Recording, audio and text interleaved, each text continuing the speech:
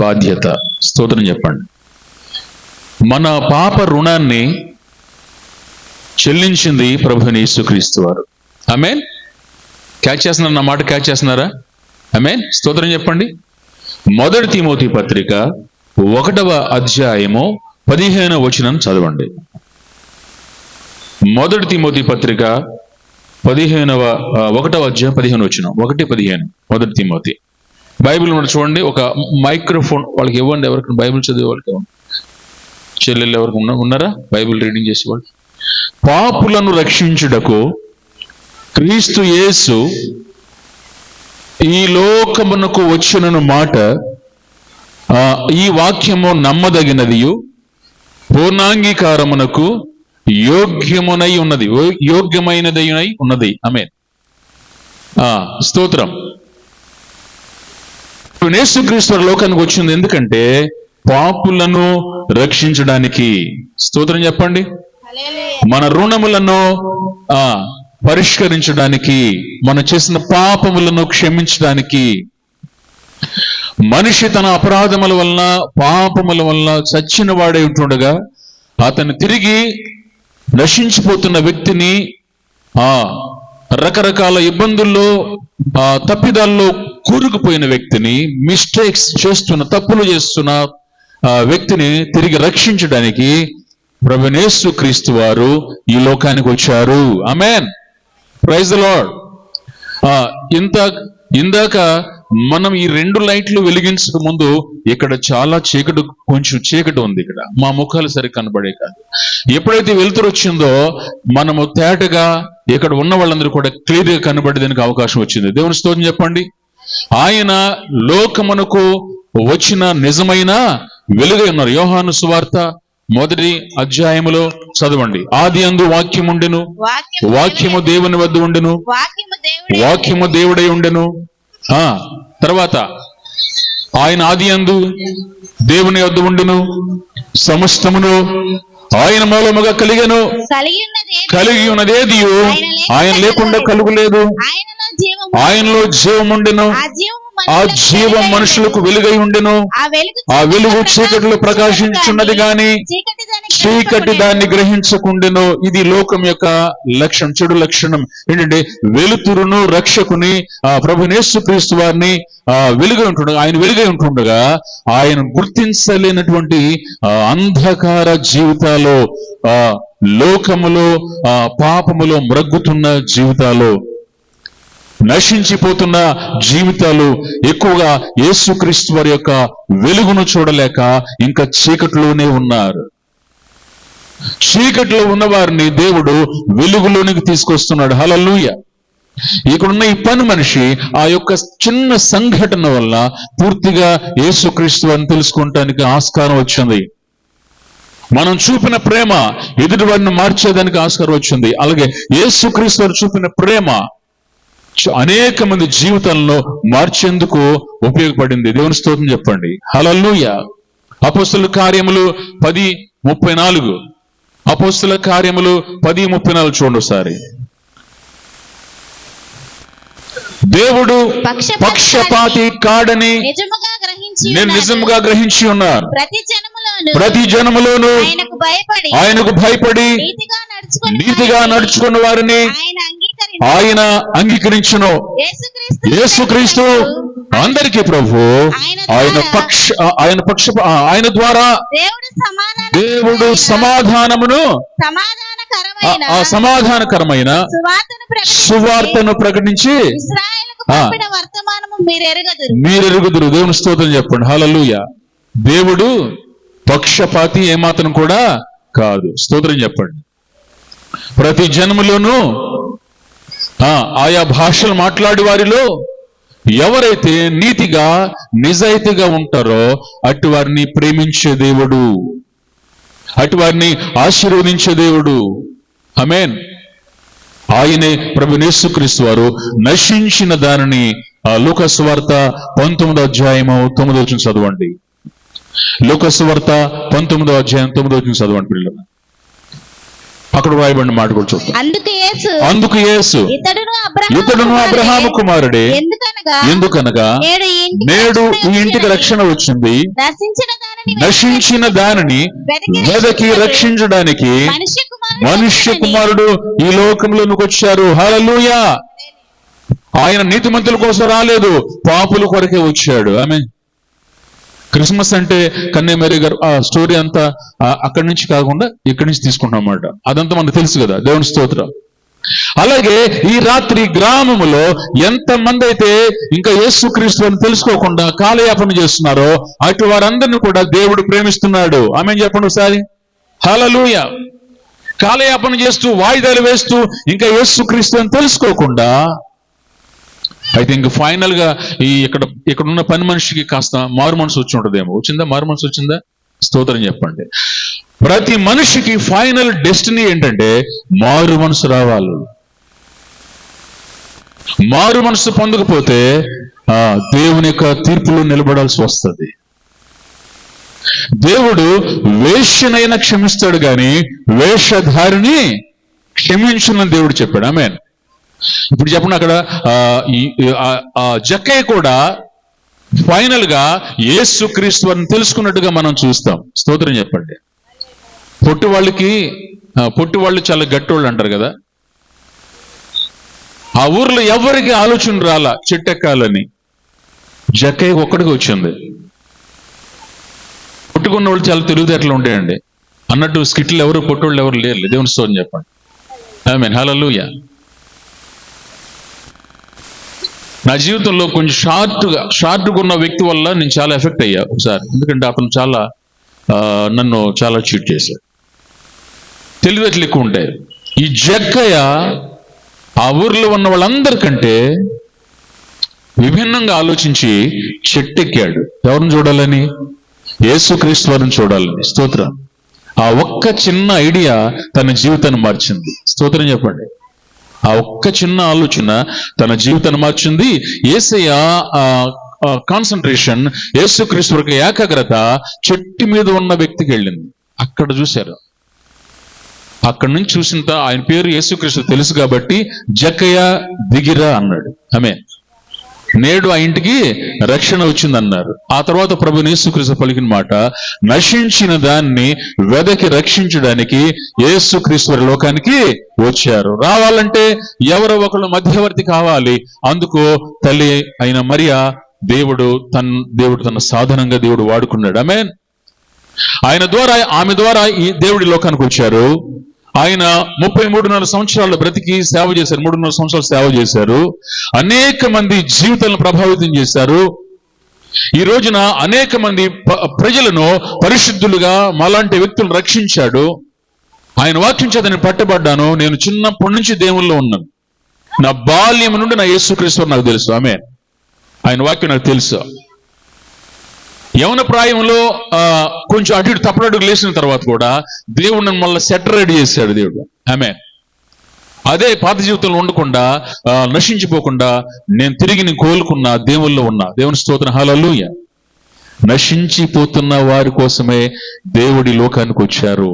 పాపులను రక్షించడానికి వచ్చారు తప్ప పరిశుద్ధుల కోసం ఆయన రాలేదు. దేవుని స్తోత్రం చెప్పండి. డాక్టర్ గారు ఎవరి కోసం అండి? డాక్టర్ చదువుకుంది, డాక్టర్ చదివింది ఎవరి కోసం అండి? ఆరోగ్యంగా ఉన్న వాళ్ళ కోసమా లేకపోతే రోగులైన వారి కోసమా? రోగుల కోసమే డాక్టర్స్ ఉన్నది. రోగుల కోసమే హాస్పిటల్స్ ఉన్నాయి. ఇక్కడ చర్చెస్ ఉన్నది ఎందుకంటే పాపులను దేవుని తట్టు తిప్పడానికే చర్చెస్ ఉన్నాయి. హల్లెలూయా. కర్ణాటకలో హాస్పిటల్ని ధన్వంతరి అంటారు. ధన్వంతరి. అక్కడ హాస్పిటల్స్ ఉన్నాయి. ఇది మంచి సమరయుని యొక్క వైద్యశాల, ప్రభువైన యేసుక్రీస్తు వారి యొక్క దేవాలయం. దేవుని స్తోత్రం. దీనులకు శరణాలయం. ఆమేన్. చూడండి, ఇది వైద్యశాల, పరమ వైద్యుడని ప్రభువైన యేసుక్రీస్తు వారు. స్తోత్రం చెప్పండి. నశించిపోతున్న రోగులైన వారిని చూడండి. యెహెజ్కేలు గ్రంథంలో ఒక మాట మీరు చూదురు కానీ, బహుశా ఆ సెంటెన్స్ మీరు చదివారు లేదు కానీ చూడండి ఒకసారి. ఒక మాట మీకు తెలియజేస్తాను. యెహెజ్కేలు గ్రంథం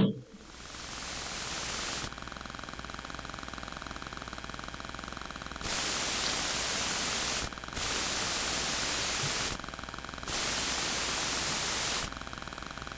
34 అధ్యాయం 16 చదవమ్మా. యెహెజ్కేలు గ్రంథం 34:16 చదవండి. తప్పిపోయిన దానిని చూసారా? చదవండి. తప్పిపోయిన దానిని నేను వెతుకుదును, తోలివేసిన దానిని మరలా తోలుకొని వచ్చేదను, గాయపడిన దానికి కట్టుదును, దుర్బలముగా ఉన్న దానిని బలపరచుదును.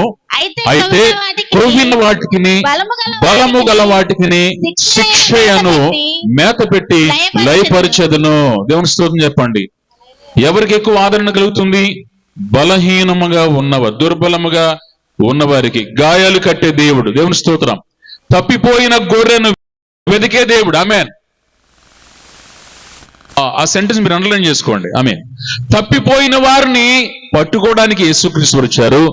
బలహీనంగా ఉన్న వారిని బలపరచడానికి యేసుక్రీస్తు వచ్చారు. కొంచెం రోగగ్రస్తమైన వారిని స్వస్థపరచడానికి యేసుక్రీస్తు వచ్చారు. లోకంలో చాలా భ్రష్ట మనసుకు వెళ్ళిపోయిన వారిని, లోకాశల చేత బంధించబడ్డ వారిని ఆయన వెదకి తీసుకురావడానికి వచ్చారన్నమాట. దేవుని స్తోత్రం. అయితే పనిష్మెంట్ ఎవరికంటే క్రొవ్విన చూడండి, బలమైన దేనికి శిక్ష? బలము గల వాటికిని శిక్ష, క్రొవ్విన వాటికిని బలము గల వాటికిని శిక్షయను మేత పెట్టే. ఈ క్రొవ్విన లేకపోతే బలముగా ఉన్నవారు ఎవరంటే అది ఏ గొర్రె అంటే చెప్పలా, దేవునికి వ్యతిరేకంగా జీవించేవాళ్ళమాట. దేవుని సేవ ఎప్పుడు చేయగలరంటే బలంగా ఉన్నప్పుడు దేవుని సేవ చేయడానికి ఎవరు కూడా ముందుకు రారు. శరీరము ఆశలు లేని వారు వస్తారు. ఆమేన్. లోకం అంటే విరక్తి పుట్టిన వాళ్ళు వస్తారు.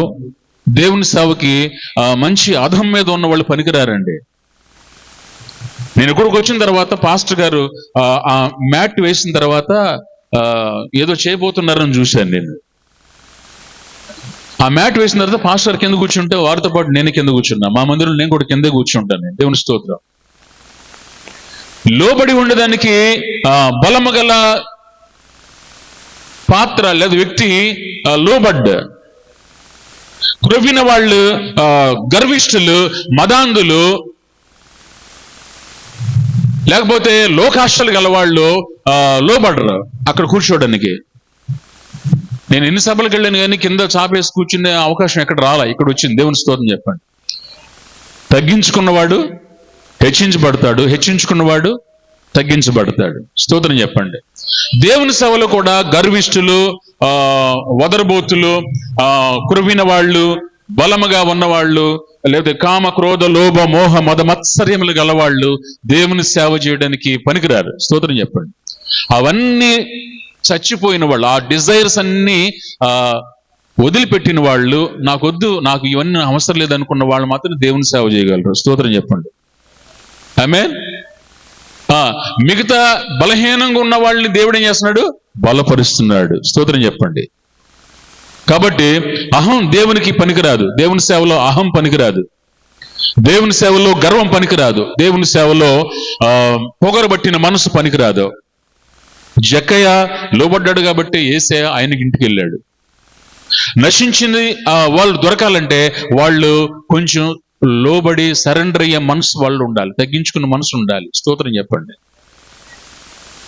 అటువంటి మనసు ఎప్పుడైతే వస్తుందంటే కొట్టబడి, విరవబడి, నల్లగొట్టబడి, శ్రమల కూలిముల్లో కాల్చబడిన వ్యక్తులు లోబడతారు తప్ప బలమైన వాళ్ళు, క్రొవ్విన వాళ్ళు దేవునికి లోబడరు.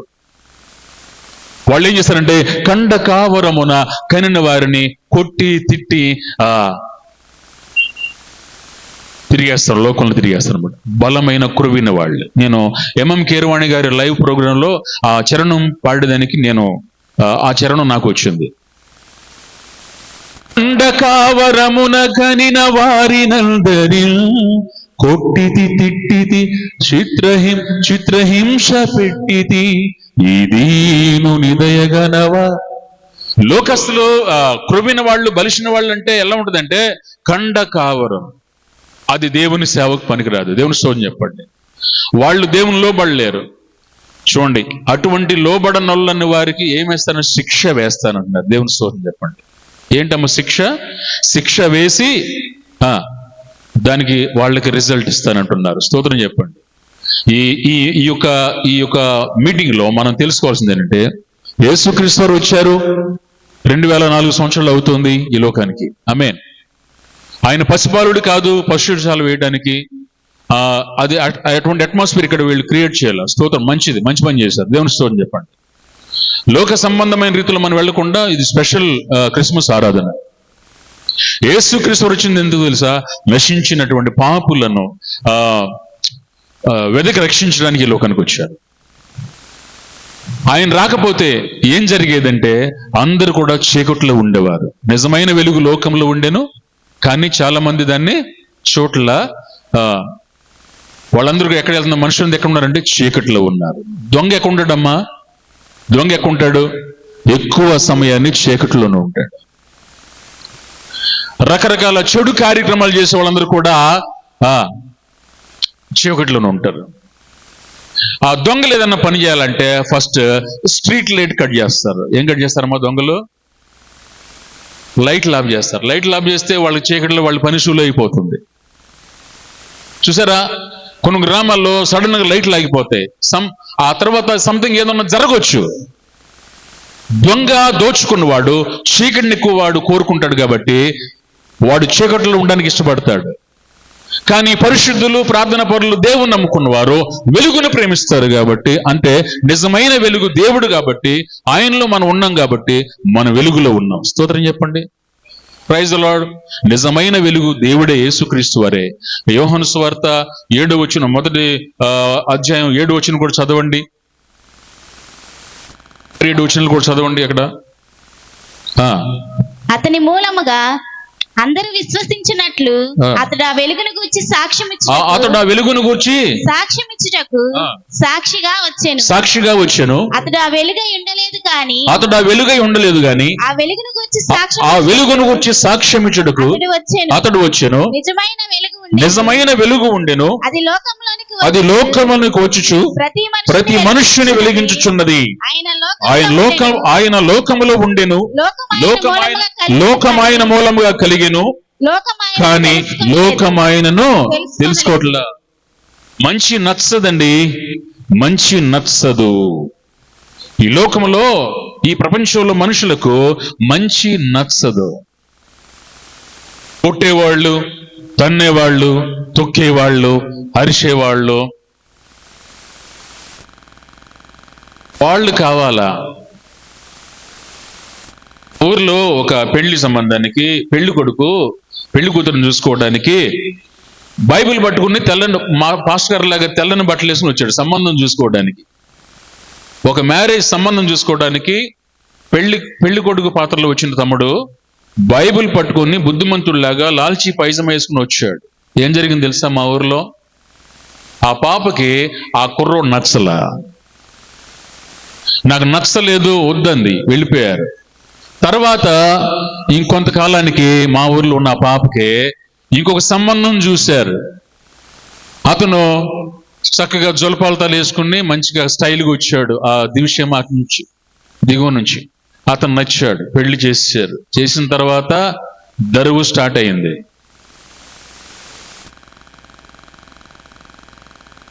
ఆరేడు నెలలు గమ్మునున్నాడు. తర్వాత తన యొక్క ప్రతాపాన్ని చూపించడం మొదలు పెట్టాడు. ముందు వచ్చిన కుర్రోని చేసుకుంటే హాయిగా పాస్టర్ అయ్యేదనుగా. స్తోత్రం చెప్పండి. సంఘ సేవ చేసుకున్నదిగా పాప అనవసరంగా తన జీవితాన్ని సర్వనాశనం చేసుకున్నారన్నమాట. స్టైల్ కావాలి. ఏం కావాలంట? ఏం కావాలి? స్టైల్ కావాలి, షోకులు కావాలి. ఆ కుర్రోడు దీనుడిగా బైబిల్ పట్టుకుని తెల్ల వస్త్రాలు వేసుకుని చక్క ప్రార్థన పరుడిగా వస్తే ప్రార్థనా పరుడు నచ్చలా. ఆఖరికి కొట్టేవాడిని వచ్చాడు. అది ఈ లోకం తీరు. లోకంలో కూడా మనుషులకి మంచి దేవుడు నచ్చడండి. మంచి యేసయ్యా ఇంకా మనసుకి ఎక్కడో. రకరకాలుగా పీల్చి పిప్పు చేసేవాళ్ళు, బాధేవాళ్ళు, తొక్కేవాళ్ళు, తన్నేవాళ్ళు, చెవుళ్ళు అరిచేవాళ్ళు మీరు చూస్తూ ఉన్నారు సోషల్ మీడియాలో రకరకాలు. నేను ఇంకెక్కువగా రివీల్ చేయను, మీకు ప్రత్యక్షపరచను అవన్నీ కూడా.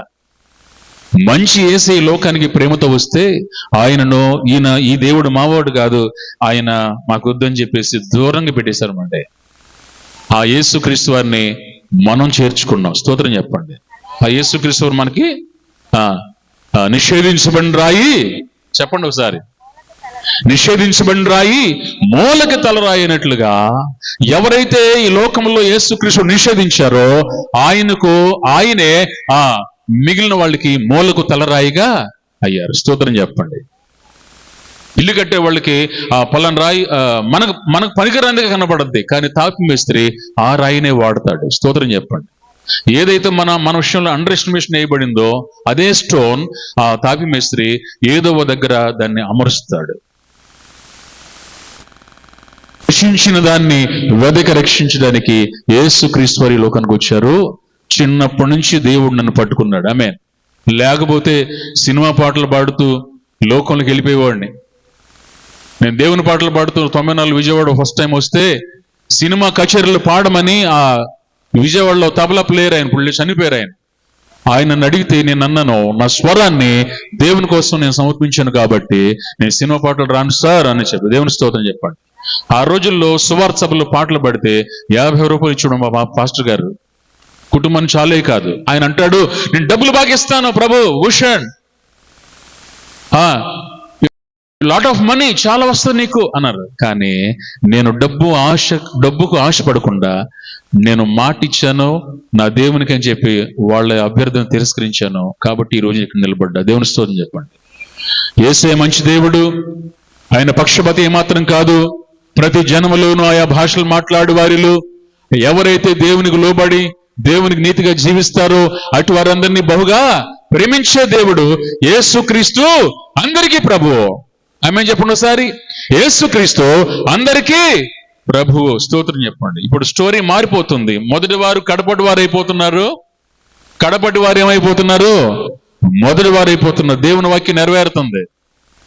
గ్రామాల్లో మేము మొదటి నుంచి ఫ్రమ్ ద బిగినింగ్ ప్రారంభం మేమే అనుకున్న వాళ్ళు ఏమైపోతున్నారంటే వెనక్కి వెళ్ళిపోతున్నారు. ఇప్పుడు ఎప్పుడో వెనుకబడిపోయిన వాళ్ళందరూ ఏం చేస్తున్నారంటే ఇప్పుడు యేసుక్రీస్తు అని తెలుసుకొని జాతి లేదు, మతము లేదు, ప్రాంతం లేదు, అందరూ కూడా ఇప్పుడు యేసుక్రీస్తు అని తెలుసుకుని ఏం చేస్తుంది తెలుసా? ఎంతో అద్భుతమైన సేవలు చేస్తున్నారు. దేవుని స్తోత్రం చెప్పండి. సపర్లు కూడా యేసుక్రీస్తు వారు మొదటి వారు కడపటి వారు అవుతున్నారు, కడపటి వారు మొదటి వారు అవుతున్నారు. మన ప్లేస్ మనం కోల్పోకుండా మనం కూడా దేవుని కోసం నిలబడాలి. స్తోత్రం చెప్పండి. హల్లెలూయా.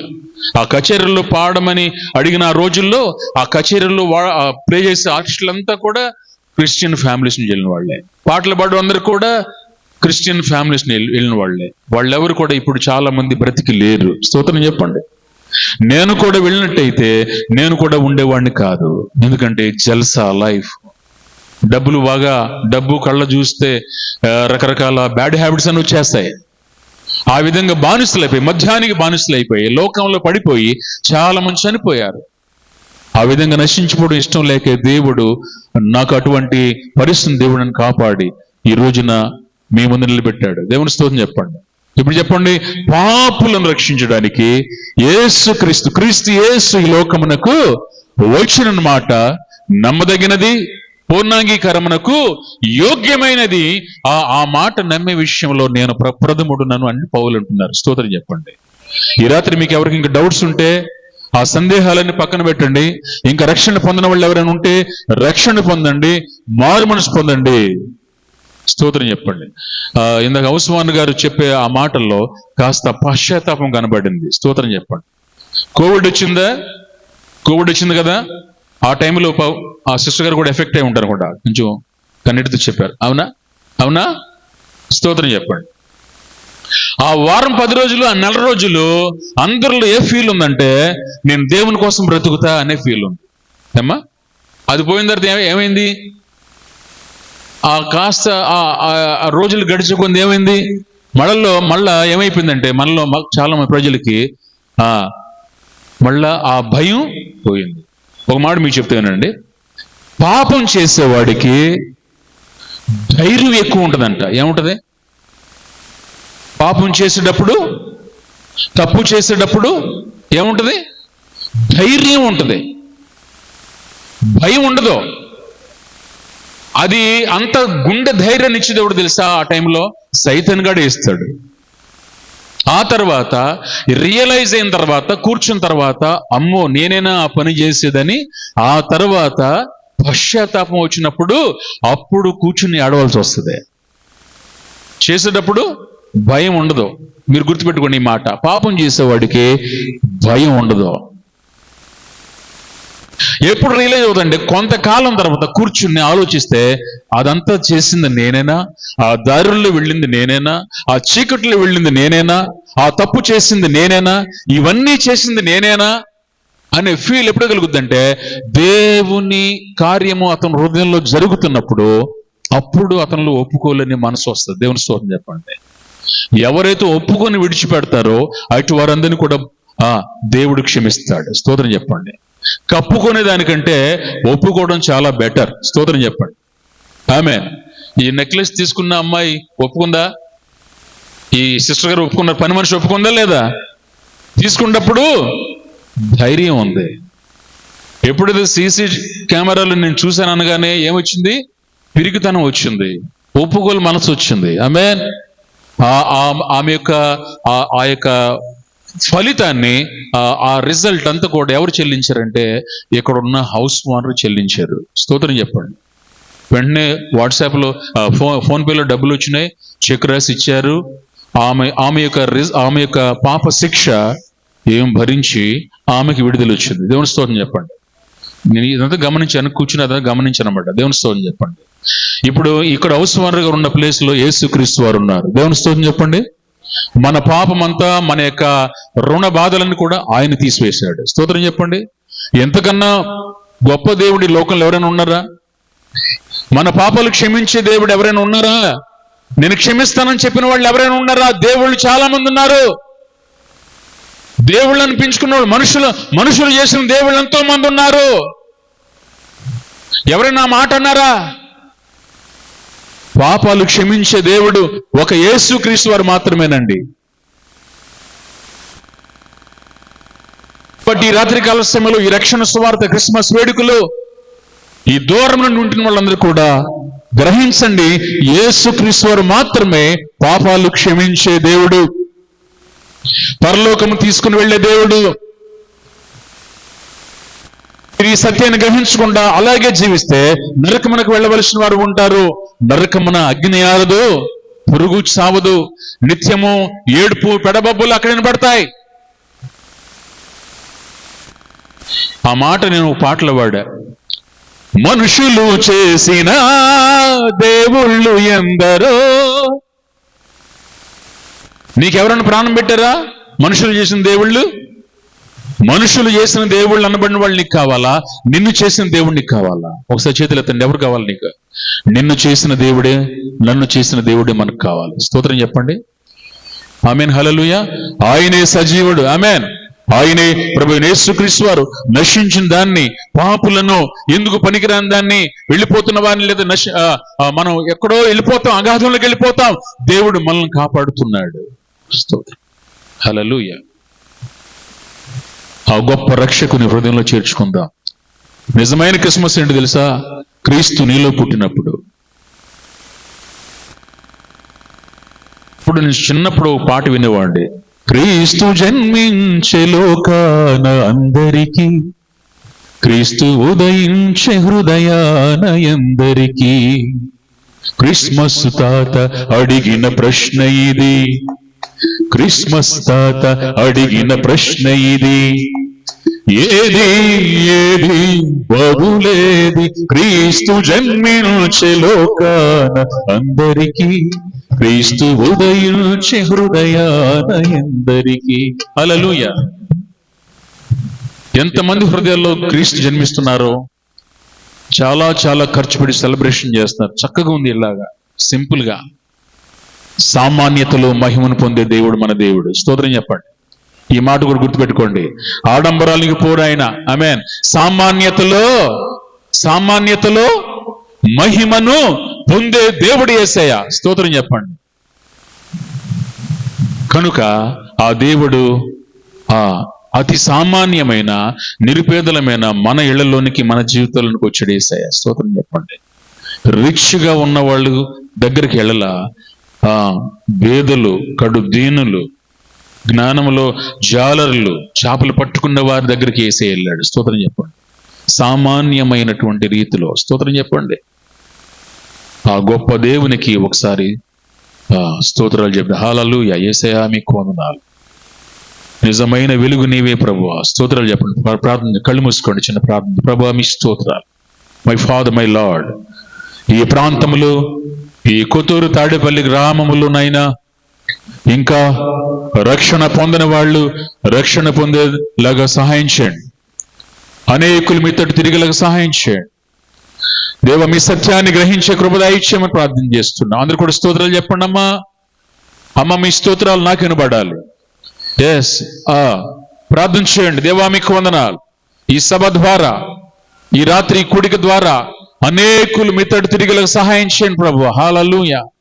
అయ్యా తండ్రినైనా, అయ్యా మీరు ఆ రోజునైనా జక్కయ్య ఉంటున్న గ్రామానికి వెళ్ళకపోతే జక్కయ్య నశించిపోయేవాడు.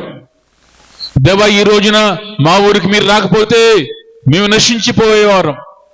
మా చిన్నప్పుడు మా గ్రామానికి నీ వాక్య సువార్త రాకపోతే నేను నశించిపోయేవాడిని ప్రభువా.